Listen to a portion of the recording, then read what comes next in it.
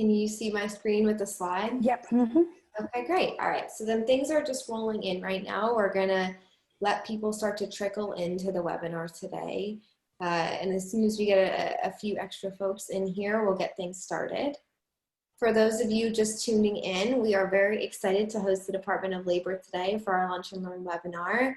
Padma Arvind here is our project manager at the Department of Labor focusing on bio, and she's going to be sharing with all of us some really exciting programs that they have for interns and fellows, and basically just sharing what the Department of Labor can do for New Jersey businesses. So thank you again for joining us. I'm gonna pass everything over to you, Padma, so that you can share with our audience what you've been up to and what you're focusing on right now. I just want to mention to everyone, if you do have questions during the webinar, please use the Q&A feature to submit them. I'll be checking that chat box frequently and asking those questions as they roll in. And thank you. It is a great opportunity, and thanks to NJTC for letting me speak to all the employers. I know it is one of those times that everybody is going through in this country, and I hope everybody is safe out there. First and foremost, I just wanted to talk to all of you who are helping your employees to be safe. And thank you for still holding up there. And in this tremendous situation, those who are keeping your employers, thank you on behalf of Department of Labor. And those who are trying to keep them on your payroll. I know you are aware of the payroll protection program offered through the government, and I'm sure you are making use of those programs through New Jersey Economic Development Authority and submitted those applications as well. And coming to Department of Labor, we do have a lot of programs that can help you run your programs as well as help build your human capital, which is really essential and critical.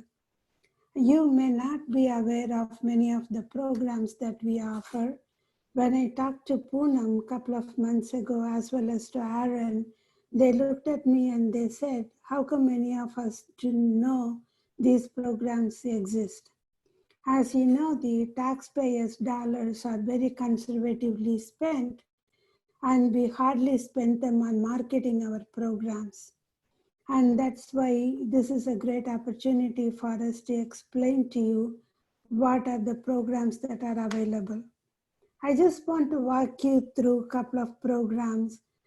I'm going to start from a very small program and take you to some of the bigger programs, right? Great. Like, for example, you may have hired people in the past, and I know you are still hiring people. And oftentimes you must be wondering, I did hire the best of candidates who are coming from the best of university. And these people had the best education with the best GPA, but how come they are not able to communicate the company language? How come they are not able to get along with my folks? How do they lack in some of the soft skills that we are really looking for in the industry, right? I know these questions arise oftentimes from the employers. We hear these things. They don't have the agility, they don't have the adaptability, or they don't have the skills that the employers are looking for, say the project management skills, or they don't have the performance metrics or the continuous quality improvement skills that we are looking for, or they don't have how to measure the profit margin. Oh, they learned the pricing strategy in their MBA class, but they don't know how to calculate the pricing strategy when they came to my company. They don't know how to do the SWOT analysis in my company. I need to send them for some training on the data analytics program. Oftentimes when you wonder, you hired the best candidate, but how come they didn't fit into your organization? Then you know you don't want to spend your company dollars training them on their professional development, but the business tax that you have been paying to Department of Labor, is here to help you to do those training. That is what many of us do not understand. What are the different training programs that Department of Labor can offer you? It may sound that these programs are free, but they are not entirely free because you have already paid them as business tax in the past. You are still paying them as your business tax in now, and you are paying them as your payroll tax. You are paying them as a tax dollar. So you have to make use of this training program. So first, let me walk you through the internship program. Yes, you want somebody, but you don't want to hire somebody. You have a budget only to pay for the summer. You need some help, but you don't want to hire and expand your human resource. Hey, I have a small project. I just need somebody to help me for the summer. I wanted to think and test this candidate and see whether I can hire him later on when a position be opened. So then the internship is the right answer for you, right? If you want to hire somebody from a college undergraduate, right? If this is a project like a data entry, if this is a project to do some survey, if this is a project to do some initial experiment like tissue culture techniques or something like that, then you may just wanted to hire somebody as an undergraduate student. Undergraduate engineering student can do some coding for you.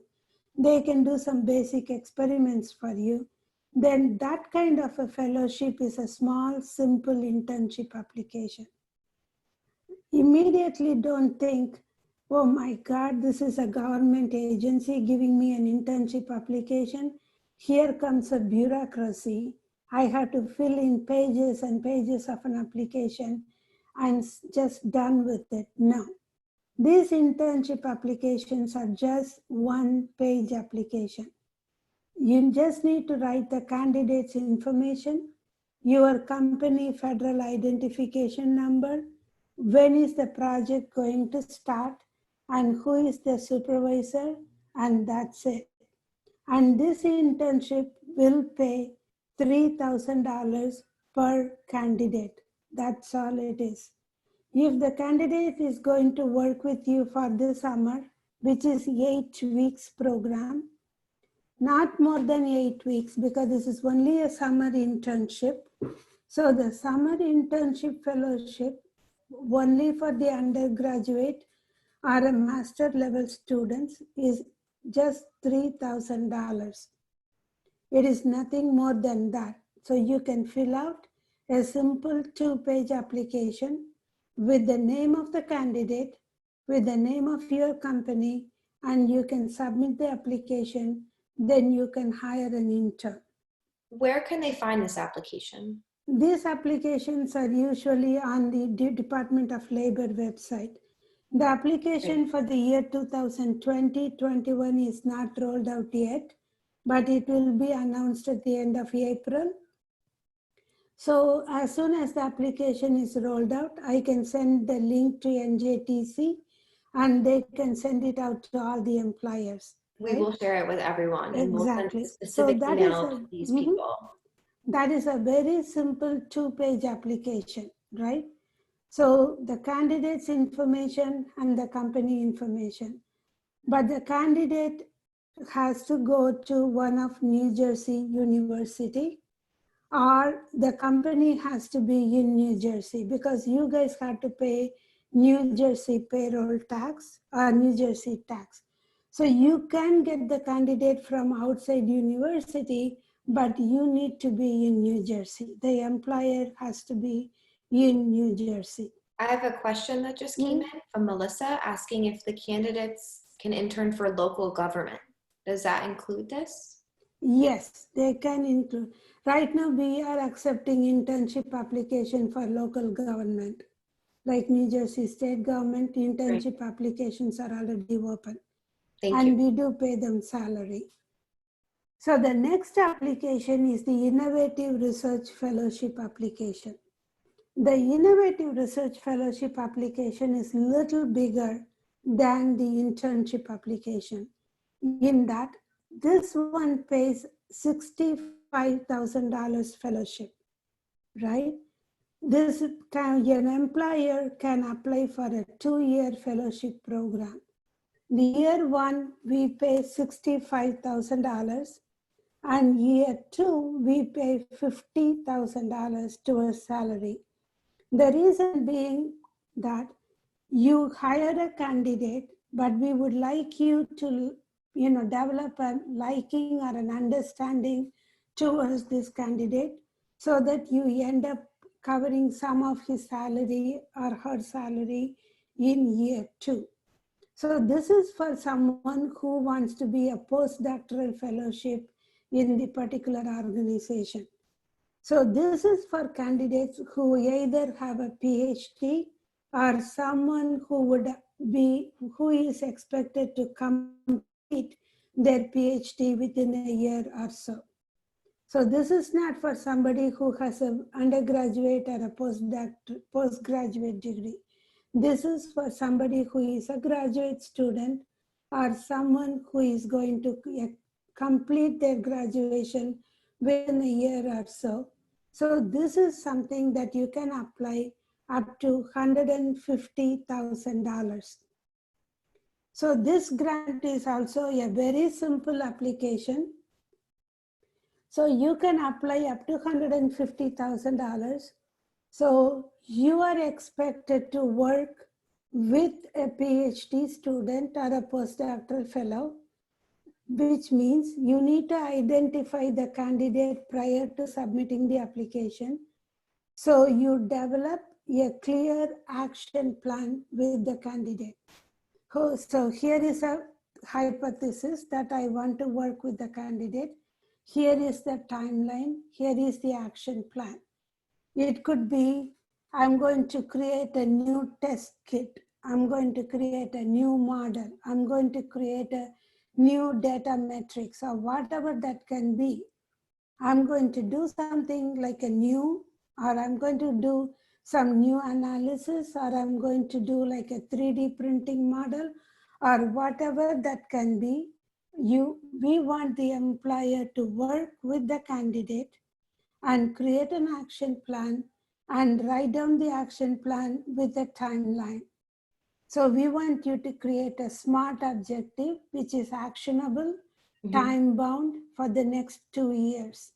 So we give $65,000 towards the salary for the first year and $50,000 towards salary for the second year. So this again, to the employer, the good thing about this application is that an employer is not restricted to do as many fellowships as they want. Say, for example, recently a company had applied for 6 fellowships, which means that they could apply 6 times 65,000. That means it could go up to 400,000 in salary. So they could hire 6 postdoctoral fellows. Wow. And that is a big thing for a new and startup company. For right? sure. We have a question about this. We're wondering, Linda is wondering, who owns the intellectual property that those fellows, create? These action plans are all about developing new things. So is it the DOL? Is it the company itself? Is the individual?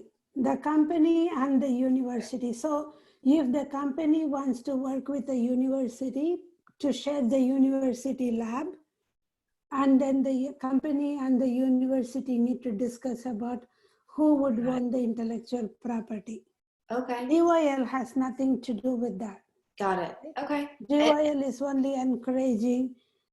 The idea behind is this, like we wanted to have as many science and technology companies to stay within the state of New Jersey. Of course. So that is the idea behind this project. Okay. So we have set aside $3 million towards this program, and we encourage as many as new startup companies to make use of this program. And the reporting is very simple. So we want you to set up a budget.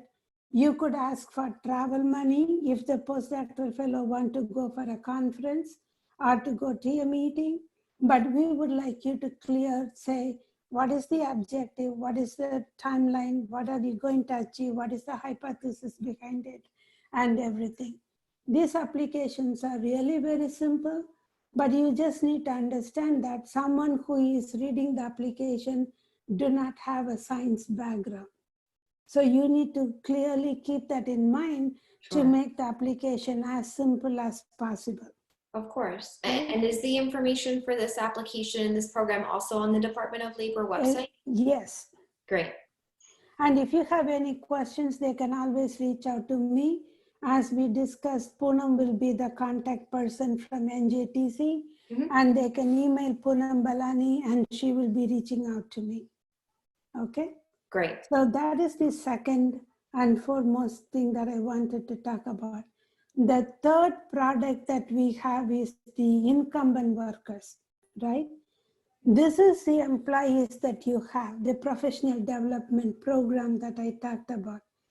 Say, for example, you have 50 employees in your organization, and oftentimes we promote employees from, say, mid-level into managerial level. And oftentimes we just promote them because they have the experience, they manage a project very well, they are very good, then we promote them into leadership position, but then they do not have the leadership skills. A very good experience in technical skills doesn't mean that they are very good in leadership skills. They don't know how to build their team, they don't know how to motivate their team members, they don't know how to encourage their team members, and there are a lot of other leadership skills. So you want to give them a very good leadership training. So a small and mid-sized company may not have a budget to give them the necessary leadership skills. Hey, I wanted to train, Briggs Myers, survey of my mid-level managers, so that I wanted to see how many people are red and how many people are blue, and how do they wanted to put their team members into their project.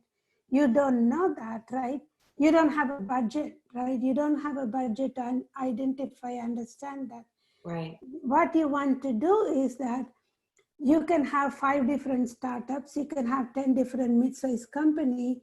They can come to NJTC and say, we wanted to have this leadership skill training, but we don't have a budget.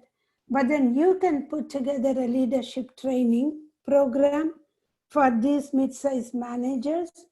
A good manager doesn't have to be a good leader, right?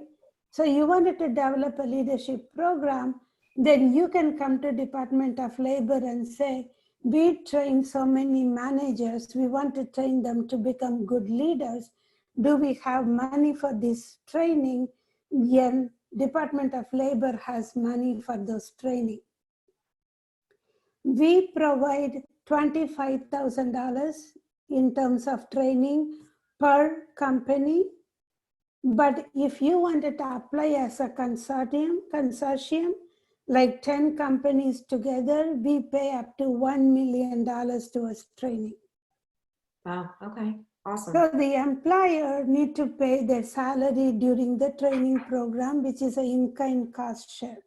They cannot tell the employee, hey, I'm going to sponsor you for the leadership training, but that's on your time and your dime. They needed to say, you can take your working hours to go for the training, we will cover your salary. So we pay for your training, but you need to do 50% cost share.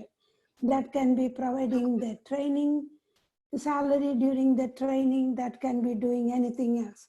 So we provide income like training for leadership skills, software skills, communication skills, marketing skills, or it can be, say, for example, AT&T wants to have their employees go for routing certification skills.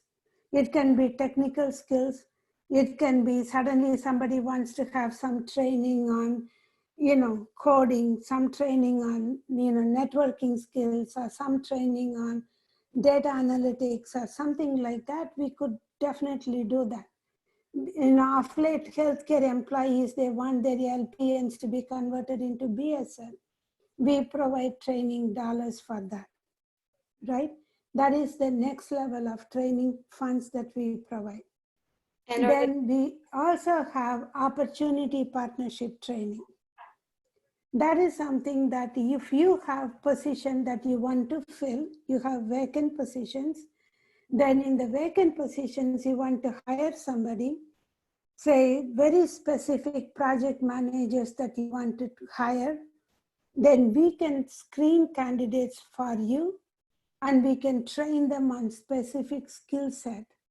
And we provide $10,000 per person or $6,000 to $10,000.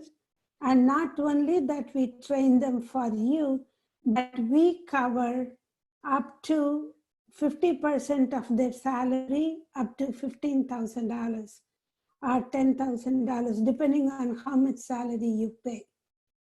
So we cover salary up to $10,000 to a maximum, or in some cases, if it is an apprenticeship program, it can be a little bit more. So we cover their salary as well. So we can talk about that depending on each program, what kind of a program that you wanted to do, how do you want to hire. So then we also cover up different apprenticeship program. We also cover salary for the mentors. Because when you take an apprentice, obviously you need to have somebody to mentor them. And the mentors need to have their time spent. And companies don't want to say, hey, why am I paying for their mentor's time? We are taking the apprentice. They are not experienced enough. In order to incentivize that, we pay salary for the mentors. So those are the different incentive programs that we have from Department of Labor. Just to give you in the nutshell, we have undergraduate internship program, we have graduate level postdoctoral fellowship program, we have opportunity for Jersey program for the unemployed workers, then we have program for incumbent worker training, we have program for upskilled worker training, and we have program for gains, which is for the apprenticeship program. Above all, we also have programs to help you just to hire. There may be some employers who just don't want to do any training. They could just come back and say, hey, Padma, I don't want to do any of this training. I just want to hire people. We could still help you to hire somebody from front office desk to a manager, and we can still help you with some salary incentive provided you hire from the unemployed population. So above and all, we can help you with any one of these programs. So I just wanted to quickly run through that because I know Jasmine is running out of time, right? Do we have more time? We have a couple minutes, and I do have quite a few questions here. If you don't mind answering them, that would be super helpful. I think the main thing to get across is it seems like a lot of this information is on the Department of Labor website, but if folks have specific questions or would like to be connected to directly, they should reach out to the council and we'll make that happen, correct? Yes. Okay, cool. So I think that is what most people are perhaps interested in. I think everyone is feeling almost maybe a bit overwhelmed with how much of the DOL can be a resource to them. I think a lot of folks perhaps don't realize how much of a partner you can be in not only hiring, but also in training and growth and development. So this, even for me, is super helpful. So I do have a couple questions. Most of them are about, some of the specifics about your programs, which I'm sure can also be found on the website, but I'm going to run through a few of them if you don't mind. Sure. So for the trainings, does the training have to be done by an accredited provider, or can it be any provider or organization who's conducting these trainings that you're subsidizing or helping fund? It depends. So if the employer can choose the training provider, or the training provider has to be listed in the eligible training provider list. Okay. But say, for example, NJTC wants to choose a training provider, you could actually ask Department of Labor to list them. under the eligible training provider list. But what we usually suggest is that take the curriculum and assess the curriculum for college credit so that, like, when they get the training, they might as well get some college credit for that. So we really do not restrict on the training provider. You could pick and choose whoever you want to pick. But we just wanted to make sure that they are in the training provider list. If they are not, you could always add them into the training provider list. Okay, great. That's definitely helpful. And is there a specific name to this training program, or should people just look up training opportunities and professional development on the Department of Labor website? They are all called as a different names, as I said, like, upskilling program, skills partnership program, opportunity partnership program. I can send the whole list to you and you can send them out to everybody. But like, as I said, like, NJTC, I believe, wants to coordinate all the training. Correct. Yeah, we absolutely do. And we're developing a survey to best understand what the NJTC community is interested in being trained on so that we can hopefully partner with you in a significant way to provide this education. In terms of some of the leadership training that you were addressing, did you would say that it was a 50% cost share on the cost of the training, or 15? 50. Okay, great. Yeah, and usually that can be an in-kind cost share. They could be paying them in the salary, they could give us a conference room, or they could provide lunch during the training or whatever. So it doesn't have to be like an actual cash cost share, it can be in kind. Okay, great. I've got someone asking, is the OPG different from upskills, and what is the difference? OPG is basically for somebody who is unemployed. So you want to train them and then hire them and place them in a job. Upskill is basically for those who are already on the job. So you are providing them a training so that they can move along a career pathway. Okay. And if say, I'm an existing employee of the Tech Council, right? And I'm going after my PhD and I'm now a PhD candidate. Would I qualify for specifically like the PhD program? Definitely. Okay. But you have to be like in your second year or third year of your PhD so that you can complete within 1 or 2 years that you will be finishing it up. Yes. Okay. But it works for existing employees, like within these tiers. Yeah. Okay. That's great to know. Linda had asked that as well. And I think that's a great question. And again, to reiterate to everyone listening, this is recorded. It will be shared on the NJTC website, and the DOL will have access to it as well. And we will share follow-up links and information. And again, the council is a resource here. We can provide more information if you reach out to us, and we can connect anyone with the DOL as needed. So I'm getting a couple of questions about those. You are quite popular right now. Other than that, we do have a couple people that are actually saying that they might be interested in either training or offering apprenticeship programs. So should they get in touch directly with you? Yeah.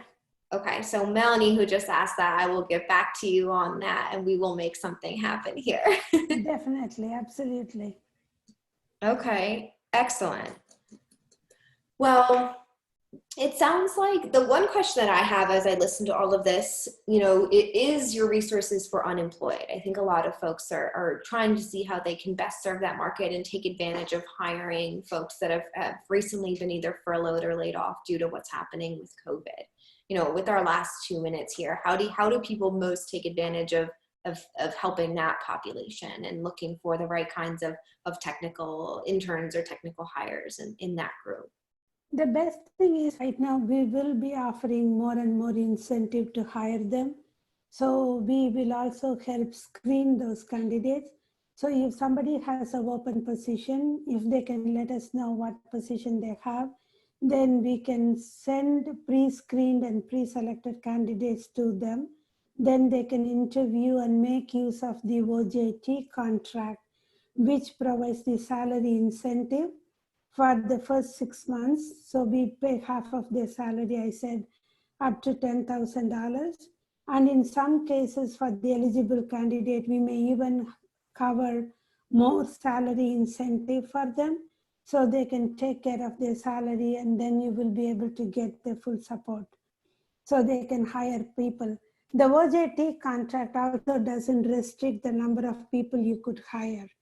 Say, for example, if you have 4 people, 4 positions open, you can hire 4 people and write 4 individual contracts. So now you are going to get incentive for $40,000 to your company. And it doesn't make you obligated to keep all the 4 people. Like, if they don't fit into your work ethics, and if you want to lay them off, at least 1 or 2 people, you can, right? Like, there is nothing that forces you to keep them if they don't work well. Then you can rewrite another OJT contract. So you wanted to have 10 people, you can still write 10 individual OJT contracts. So you can make use of those OJT contract and you can hire more people. And that way, you will be able to get more salary incentive and more benefits. So that's the best way. Right now, the salary incentives will be even higher, I think. Okay, great. Traditionally, we were paying 26 weeks of salary incentive. Given the situation with the federal stimulus money, probably they might offer even more salary incentive. Okay, so it sounds, this has all been incredibly helpful. And I think the biggest thing I can share is to direct folks to the DOL website to best understand how what you're offering fits in with what they're looking to accomplish and how you can support them. But in coordination with that, the council also is looking to be helpful as well and do what we can to connect people to the DOL or even provide our own training and guidance. So as people, my email is jasmine@njtc.org. So if anyone has questions and wants to further be connected here, I'll work with our team to make sure that you're connected with Padma and that everyone is getting the help that they need. But this seems like an incredible resource, and I really appreciate you taking the time to give us all the information that I think was there, but maybe people weren't looking for or weren't aware of. So I really appreciate you taking the time. And we will, again, share this recording with everyone afterwards and connect folks that want to be connected with you via email. Will that work? Definitely. Thanks so much, Jasmine. It's nice talking to everybody, and thanks for the opportunity. Thank you for joining us. Stay safe. We'll talk soon. Everybody, thanks. Stay safe. Thank you, everyone. Bye.